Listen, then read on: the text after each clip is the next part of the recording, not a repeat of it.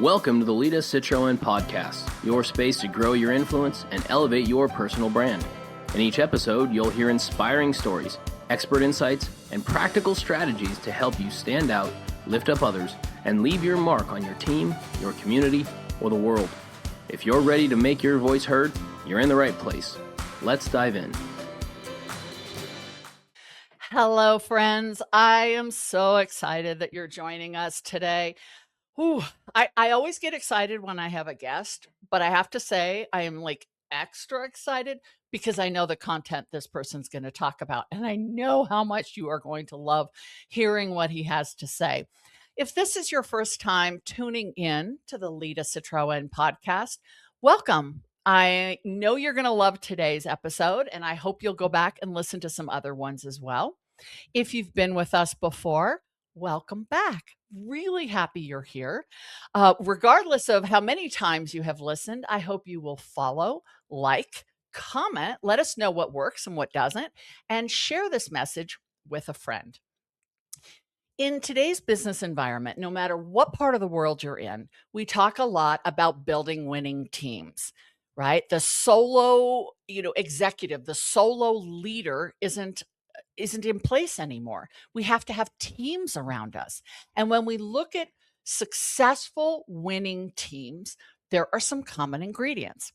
So in getting ready for this conversation, I took a look at sports first. And I thought about the 1980 U.S. men's hockey team, otherwise known as the Miracle on Ice, and what it took for them to not only overcome obstacles, but to work together as a team. And Coach Herb Brooks was known for at the time, picking chemistry over talent. He actually cut players who were skilled, maybe more skilled, because they didn't fit the team dynamic. What was more important to him was cohesion of the team rather than individual performance. An interesting approach to sports, obviously a successful one. You look at the Golden State Warriors under the famous head coach of Steve Kerr, where he believed so passionately in servant leadership and joy as a strategy. And he encouraged his players to also work as coaches within the team rather than a top-down leadership. We look at business like Southwest Airlines, and the airline industry is a brutal margin industry. But you look at what Southwest has done under their people first leadership, and Herb Kelleher is well known for this. They hire for attitude and they train on skills. They protect their employees, and they've created a culture of profitability year over year. Last, there's the well-known brand, at least to women it is, called Spanx. And Sarah Blakely, when she started the company, really instilled a philosophy around failure. She believed that if you celebrate failure, to the point where even in her meetings, she'll ask people, what did you fail at this week? Not just where did you succeed, but what did you fail at? That she is developing people's willingness to take risks, knowing that there isn't punishment or retribution, and she's investing in growth rather than just protecting performance. Different leadership styles, but there's a common thread, and I'm sure you're already picking up what that is. All of these examples have a strong leader who brings a consistent, solid vision to work every day. There is no question what this person stands for. And they celebrate the uniqueness of everyone's contribution. They're not just singling out the stars. They're building cohesive teams that are innovative and take risks and perform and challenge and disrupt in a safe, psychologically safe environment. These leaders have what we call authentic, influence-based leadership. And that's what it looks like in practice. And that's why my guest today, Paul Barwick-Copeland, is so important to me because he embodies this every single day. Hi, Paul. Hi, Lida. Thank you for the build-up. Let me read your bio because, wow. And I know this is the short bio. Paul Barwick-Copeland is the Director of Business Consulting and Value Realization Services at NICE, one of the world's leading AI and customer experience technology companies. Truly game-changing global leader. He leads global high-performing teams across several cultures, which we're going to talk about, time zones and languages. And he does it all with a leadership philosophy that I find genuinely rare, built from a place of authenticity and empowerment. So, Paul, I want to kick off with this question. I've just kind of given an overview of several different leadership styles, and there's obviously a through line. How do you think years from now people will describe your leadership style in your time at NICE? Good question. And I think my leadership style has evolved in the time I've been with NICE. I've been with NICE coming up to 6 years. I would like to think that it's authentic, as we've discussed. It's based on understanding what the individual wants to achieve as well as what we want to do from a business perspective. And I think that's really important in the current market, is understanding that our team members, our resources, are major assets with their own brand and their own recognition. So my job is to make sure that we keep the authenticity as an individual level, but we also bring together those assets at a team level as well. So I think it's authentic leadership, but really acknowledging the power of the individual as part of that conversation. How would you define authentic leadership? Because you and I have had that conversation many times, and it's kind of a term that gets used, but you really live it. So how do you define that? And it's an interesting one because, again, I think this evolves. I think it has been about working with the team rather than leading the team. And I think there's a distinction there, working with the team as the leader and talking about what we want to achieve collectively and how do we get there, and being open about the fact that we don't always have a clear path and there is ambiguity, and how do we acknowledge that but work together and move together collectively. So for me, it's really talking about being open and truthful and honest about what you want to achieve, but also some of the challenges that you're going to acknowledge and experience along the way, and being open about that up front at the start. Which is tricky because as a leader, someone in a position of authority and rank within the company, there are certain things you can't share. Yes. And so navigating being authentic and not transparent, because you know how I feel about that word, but being authentic and real, but knowing there's a line you can't cross as an executive. Yes. Is there any tip you have for how you deal with that? Because that's a struggle. Well, it is a struggle. It's a fine line to address and to acknowledge. So understanding what can be shared. So are there certain things as a leader I need to keep to myself and manage myself and actually not demotivate the team? But are there items that I do want to be upfront on day one and be transparent and that understanding what should be shared and what shouldn't be shared? If I feel that we're going to see certain pitfalls, it's in my duty of care almost to make sure that they're acknowledged up front. But it's not to go into all of the detail around what I think that looks like, etc. So there are guardrails, but it's about being upfront and honest within those guidelines as well. I just love the expression you just used, duty of care. I wonder how many people in positions like yours really look at it that way. And I know genuinely you do. Now, I mentioned in the intro that you manage teams across EMEA, APAC. I mean, talk about diverse cultures, different time zones, different priorities, different languages. Does it make it easier or harder to lead the way you lead with so many different, individuals in so many different places? I think that the point about being authentic actually transcends time zones and cultures. So being your authentic self, whether I'm talking to the team in Australia or Singapore or the team in India or across EMEA, they know there's consistency in my messaging. The piece that we do need to consider as a variable are cultural differences, time zones, different cultures and personalities we need to acknowledge in order to be successful. So those variables we consider, but the messaging and the authenticity stays the same irrespective of who we're talking to and when we're speaking to them.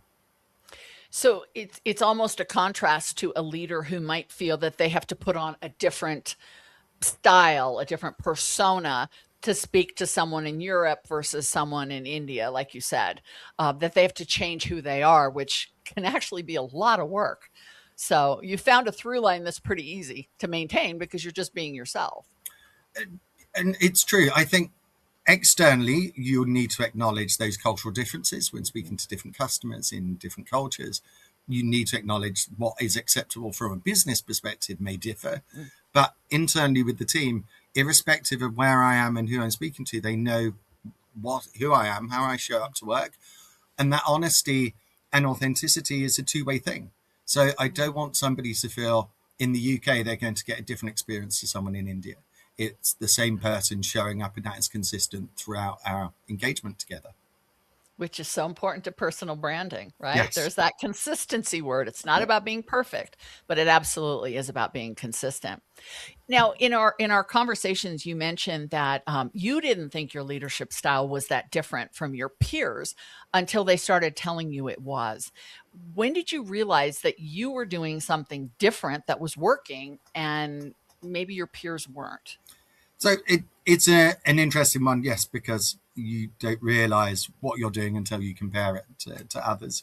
And I would say at NICE, most of my peers are quite similar in approach. But I would say I realized that I was perhaps maybe slightly different in approach in the last 5 or 10 years. And I think that became apparent before COVID, but also during COVID. I think actually that reiterated that consistency in who you are, being authentic. We all went through a challenging time, and it was how do you address that as somebody's manager, but also as a human being. So for me, it was an interesting time to realize actually maybe my approach was subtly different to others previously, but I think managing teams during COVID and lockdown actually brought that to home, how different my approach may have been. Yeah, it was definitely a time where vulnerability, authenticity, shared experience was highlighted. And some people took that too far, right? Yes. And they shared way too much and then tried to claw it back, which it doesn't work that way. Exactly. So being mindful of that, being intentional, how much do I want to share is still in play. And I think it's an important point you make there as well. That intentional piece is about understanding how I show up, how I want to present myself, but how I also want to be perceived. So that is an important piece to consider rather than just turning up and randomly interacting, understanding. And it's not meant to sound contrived, but understanding what do you want to achieve and how do you want to achieve it. Well, we're all on this planet for a finite time. Yes. And if you think about, what I started with, right? How do you want to be remembered when people are talking about your leadership style, when you're often retired and, on the beach somewhere living your best life? How do you want them to look back at, your mentoring and your leadership and your contribution? And you're in such a fast moving environment. It's being intentional to say, I'm not going to put on a different mask every day. I'm going to be myself, knowing the perception that I'm driving towards. And like you said, there's nothing disingenuous about that. Exactly. Yeah. So let's talk about this concept that I know you believe strongly in, hiring for positive disruption, where you hire people who are going to challenge the status quo, not obnoxiously, but knowing that one day they hopefully will be in a C-suite environment, or at least will be interacting with C-suites. They can't just be yes people, right? I call them the bobbleheads that just do this all day long. We love them for a moment and then we get annoyed because it's not contributing. But you hire for people who are going to bring fresh ideas and challenge team assumptions. How do you build a team rather than just a collection of strong individuals? And it's a really good point, and it's a constant challenge, to be quite honest. Rapidly evolving market with lots of great talent out there, but how do you look for somebody who is interested in being part of that collective, working as a collective rather than just as an individual? So it takes a lot of searching. There our recruitment teams are particularly good at trying to understand what that role looks like. But really, those candidates are people who are passionate about problem solving and passionate about collaboration. And it's that collaboration piece that you can then really tap into, because these are not people who want to be lone wolves. For them, greatness is achieved when there's more than one person in the room, and it's about sharing that approach. So for me, it's been really rewarding, particularly in the last couple of years, to find people who we've really thought exhibited certain behaviors. They've been passionate, they've been collaborative, but they have been disruptors in their own approach and in their own mindset, and looking at how they can add to the collective from a team perspective. And I've been really fortunate because each of those candidates have not just continued to exhibit those behaviors, but they've excelled in that space. So it's been great to see how we've acknowledged who they are as an individual, but also how do they add to the collective mindset as a team? And actually, how do they take their ego away from that? Because it can be very egocentric. And these are people that are actually more focused on outcomes collectively rather than their individual ego. But again, that's a tough set of requirements to try to find, and then to actually validate that they're there. Well, and you might find the individual, but it's kind of like planting a seed. You have to make sure that the soil is ripe for them to thrive. And I know it's something I've struggled with. I have two very passionate, committed, lovely people on my team who are so loyal to our mission. I had to create psychological safety for them to know they could challenge me, because they are so passionate and want to make sure they're doing it right. And I have more experience at it. So creating psychological safety means kind of like what Sarah Blakely did, right? Failure is part of this. Yeah. Like if we fail, we want to learn from it, and we can celebrate it because we're not going to do it that way again. We don't want to fail a lot, but we want to fail sometimes, right? And so I think as a leader, you have to create that soil for that plant to thrive. And I don't mean to use the plant analogy for people, but the idea is, you can have somebody who brings all the right ingredients. If you as a leader don't, empower that, then they're just going to move on. And it's interesting because I think, coming back to your point about being authentic, I think that sets the tone, because people know who I am, what I am, and that then really starts to help surface trust within that relationship. So I can nurture that culture where actually we can be open and challenge one another, and it's not taken personally. There are certain activities that I need to look at from a business perspective, where we have certain goals we need to achieve. But the rest of that is a safe space to challenge and evolve. Yeah. And that's how your team and your unit and your organization and your company is growing. Yeah. So let's talk about AI. Let's talk about this fun world. You'd be proud of me because I have gotten very AI savvy. I know all the right words now. Nowhere near at your level, but it's so fast moving. I mean, NICE is in every corner of the world, leading with the top companies. How do you stay authentic as a leader in a company that's selling a tool that can create sameness? And that's one of the biggest challenges we hear with AI. I teach a course all about ethical use of AI in building influence. And a lot of it has to do with the parity that AI creates, right? The sameness, yet personal brand is signal.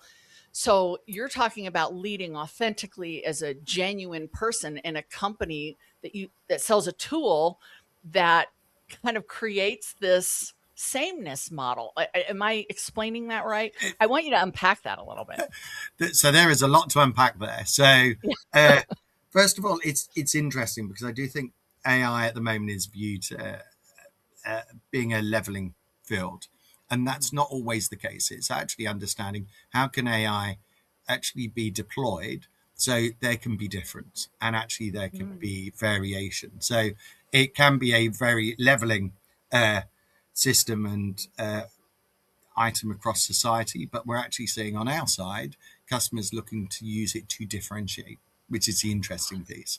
So it's not just we switch it on, we want the same experience as company X, Y, and Z. Actually, we're looking to differentiate ourselves and we want to be unique in how that looks. So for us, that's the leveling piece, seen as actually it's a differentiator. What that looks like is really interesting from our side. Is we have clients where what success from an AI perspective 6 months ago, 3 months ago, is no longer valid. The industry has evolved so quickly. We have customers saying, okay, success looked like that. Actually, we're now expecting it to look slightly different. And how can you guide us? And what does that look like? So one, the CX domain overall for customer experience was always evolving. But adding the AI layer, as we see across every sector, has really accelerated that change. But for us, it's being able to really navigate that with our customers and being authentic at the same time. Because your team is so diverse in location, culture, all of that, is AI playing out differently? And are you leading those individuals in the different regions differently because of how AI is received? So I cover our international region, which is EMEA and APAC. And I would say, compared to Americas, we may be slightly further ahead in regards to our adoption and usage and what that looks like at scale. Culturally, Asia has generally been a lot more open to using technology than EMEA. And that's shifting depending on which sector you're in and where you are in the world. So for me, there's not that much difference between a customer in the UK talking to a customer, say, in India. They've still got the same expectations.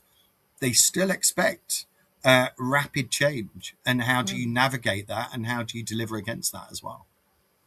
Does someone on your team have to be really AI savvy? I mean, is that kind of a prerequisite?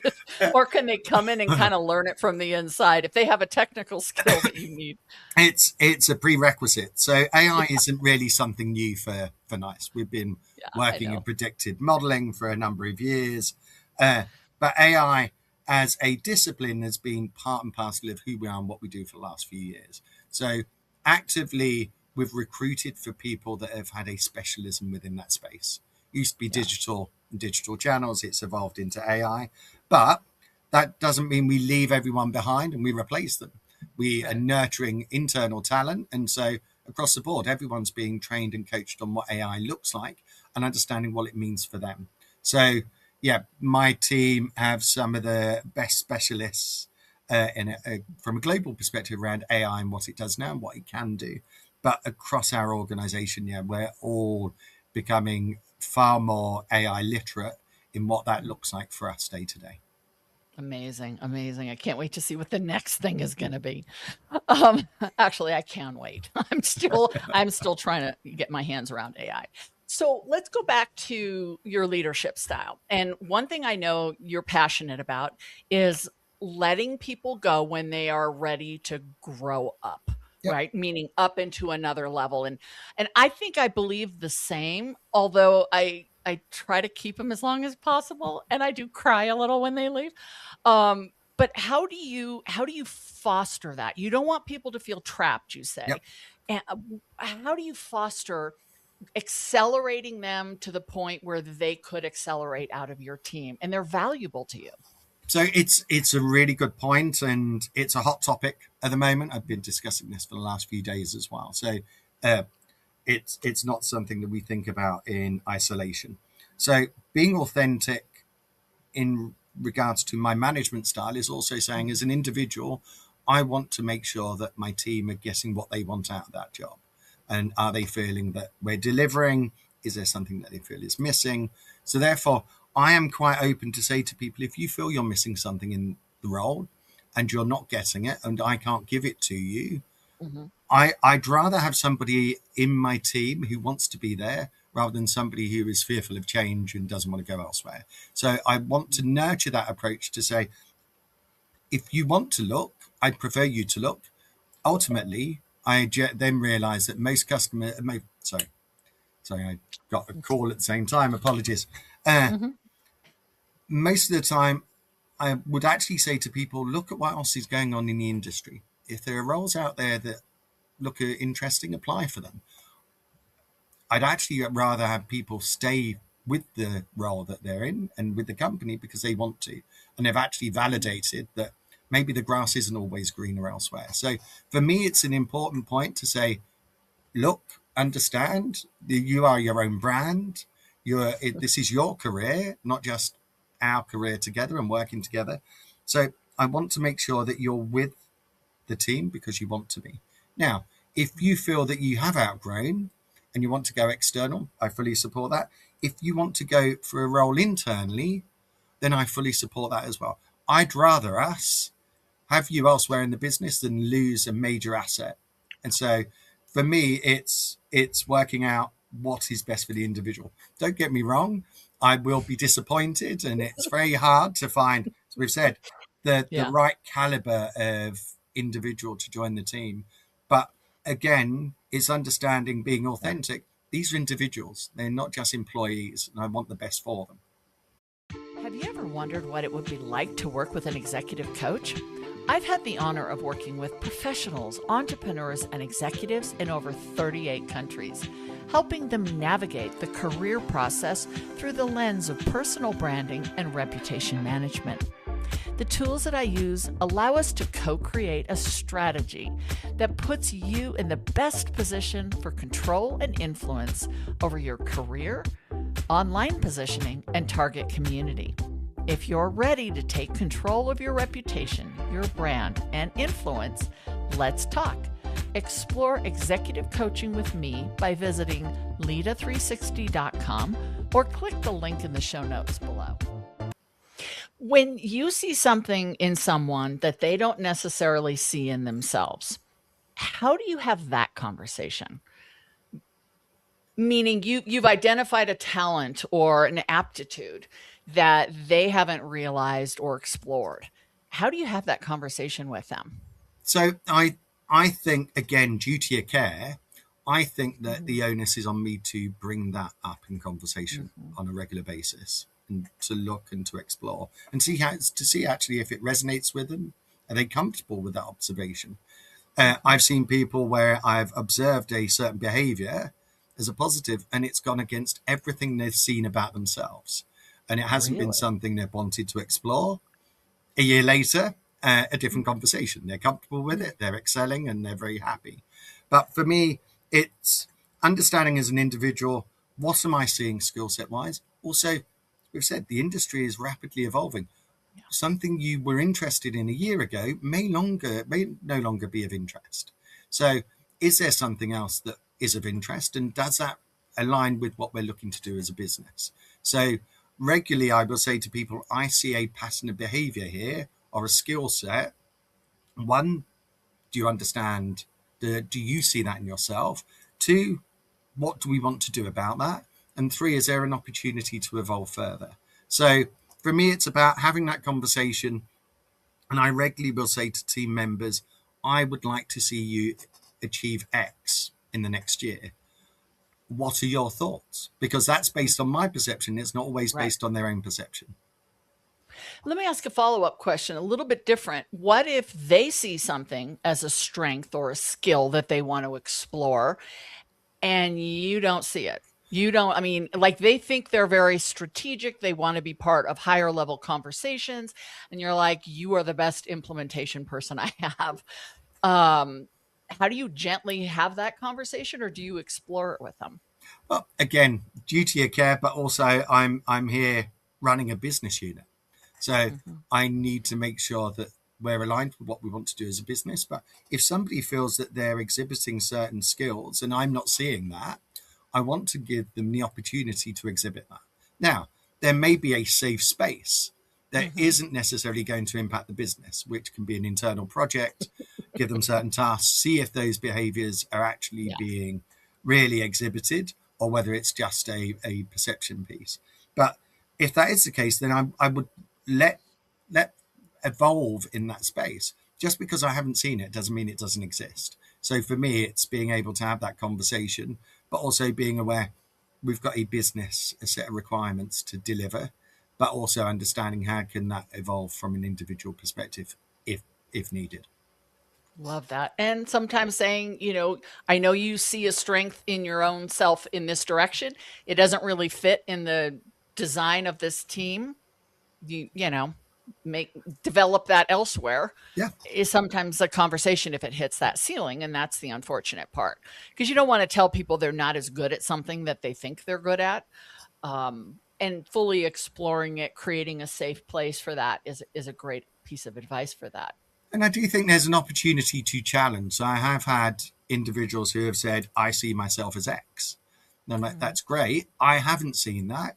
Can you explain to me where you've seen that and how it's presented itself? Because sometimes it can be, there are certain behaviors and they're exhibiting in a certain sequence.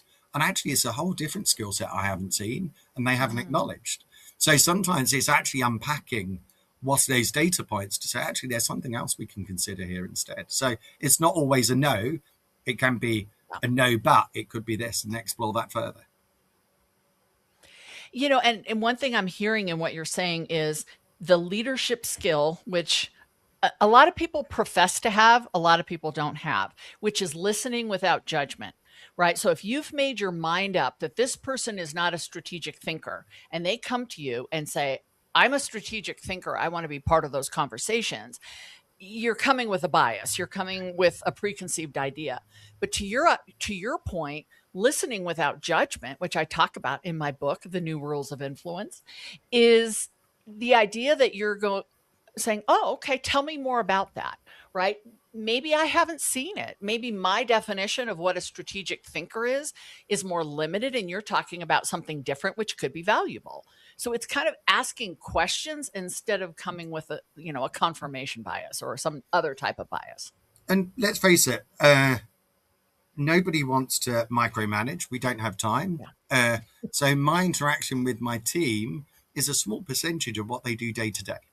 So there may be a whole different set of behaviors. I just don't get to see it. Yeah.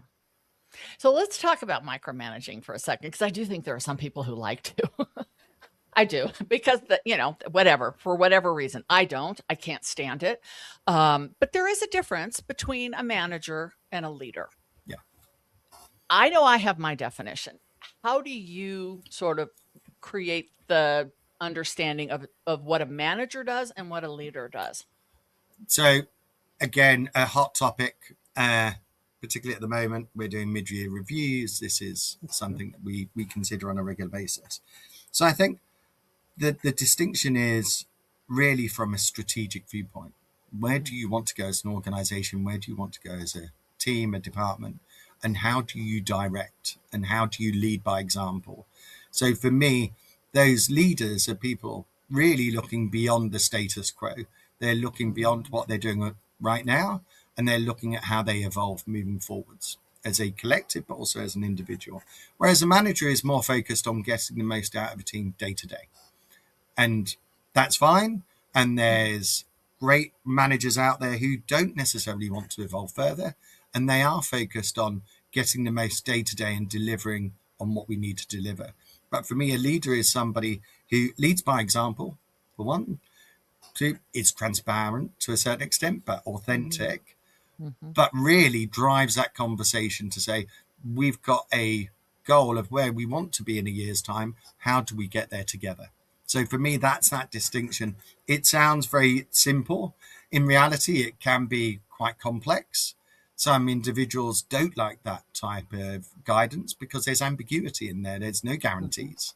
And it's understanding what that looks like, as opposed to a manager generally has a lot more confidence in what the next 6 months looks like as opposed to next year. So I think there's distinction there between the two, but one is actually being able to lead collectively and share the vision and talk about how everyone plays into that vision as well. Yeah, I think at the end, you define leader the same way I would. Someone who empowers people, again, is comfortable with them surpassing, isn't, trapping and just managing to a bottom line, but who is actually leading to growth and innovation and empowerment. and all the things that make companies like NICE successful, people like you successful at what you do. And I do know personally that your team would reflect everything about you that you and I have talked about today. So Thank you. kudos to you. Thank you. Paul, we've unpacked a lot. We've talked for, 35 minutes about all of your philosophy and beliefs, which I know my listeners are going to get so much value out of. And you might be 5 steps ahead of them in getting there, and you started someplace. So the good news is they can get there too. But what is one piece of advice that you would have for someone listening, regardless of whether they're, in India or America, whether they're, just starting their leadership path or they're looking at elevating up? What's one piece of advice you would have? So I think we've touched on this. This has been throughout the whole conversation. I would say be true to yourself. You learn early on from a management perspective what your style is and what works for you and what doesn't work for you. You see that by the way people respond, what feels comfortable. Rely on your gut is something I really believe in. So I would say to people, do not feel you need to manufacture a persona, as we said. Learn what works for you and what doesn't, but actually be comfortable in your own authenticity. Because if you come up with something as a persona that's contrived, you've said, it's a lot of additional cognitive effort. That effort takes away from you being able to be your best self, to guide, and to do your best work.